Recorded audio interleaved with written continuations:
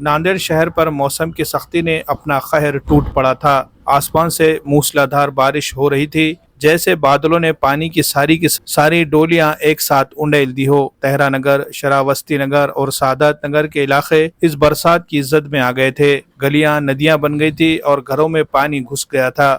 لوگ اپنے ہی گھروں کے چھتوں پر پھنس کر رہ گئے تھے۔ کھانا پکانا تو دور کی بات ہے، پینے کے صاف پانی تک کے لیے لوگ ترسنے لگے تھے۔ ایسے میں جب ہر طرف پانی ہی پانی نظر آ رہا تھا، ایک نوجوان نے انسانیت کی مثال پیش کی۔ سید ریحان ایک سماجی کارکن جن کے دل میں دوسروں کی مدد کرنے کا جذبہ موجزن تھا، یہ منظر دیکھ کر خاموش نہ بیٹھ سکے۔ انہوں نے فوری طور پر اپنی ٹیم کو جمع کیا اور مشکل وقت میں لوگوں کی مدد کے لیے نکل کھڑے ہوئے۔ ان کی ٹیم نے بارش میں بھیگتے ہوئے متاثرہ علاقوں کا رخ کیا۔ وہ گھر گھر جا کر لوگوں میں فوڈ پیکٹ تقسیم کرتے ہوئے پریشان حال لوگوں کے چہروں پر مسکراہٹ بکھیرنے لگے۔ انہوں نے ضرورت مند خاندانوں کے لیے گرم اور تازہ کھانے کا انتظام کیا۔ بارش کی وجہ سے سڑکیں تقریباً ناکارہ ہو چکی تھی، لیکن اس نے ان کے عزم کو کمزور نہیں بلکہ مزید مضبوط ہی کیا۔ وہ خود کھانا لے کر لوگوں کے دروازوں تک پہنچے تاکہ کوئی بھوکا نہ رہ جائے۔ سید ریحان اور ان کی ٹیم کی یہ محنت اور ہمدردی اس بارش کے اندھیرے میں ایک روشن چراغ بن کر ابھری۔ انہوں نے نہ صرف لوگوں کے پیٹ بھرے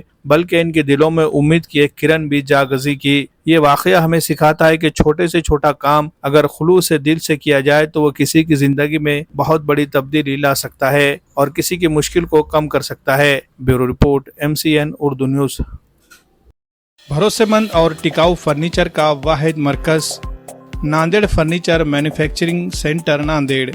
یہاں واجبی دام پر معیاری اور عمدہ کوالٹی کا فرنیچر دستیاب ہے۔ تجربہ کار اور ماہر کاریگروں کے ذریعے ساگوان اور انڈین ووڈ اسی طرح ایکریلک سے بنے ہر طرح کے فرنیچر تیار کیے جاتے ہیں، جس میں پلنگ، صوفہ، الماری، دیوان، ٹی ٹیبل، ڈائننگ ٹیبل، اسی طرح روم سیٹ آرڈر کے مطابق تیار کیے جاتے ہیں۔ ہمہ اقسام کے ڈیزائن جس میں عربک ڈیزائن، ترکی ڈیزائن اور کلاسک ڈیزائن میں فرنیچر تیار کیے جاتے ہیں۔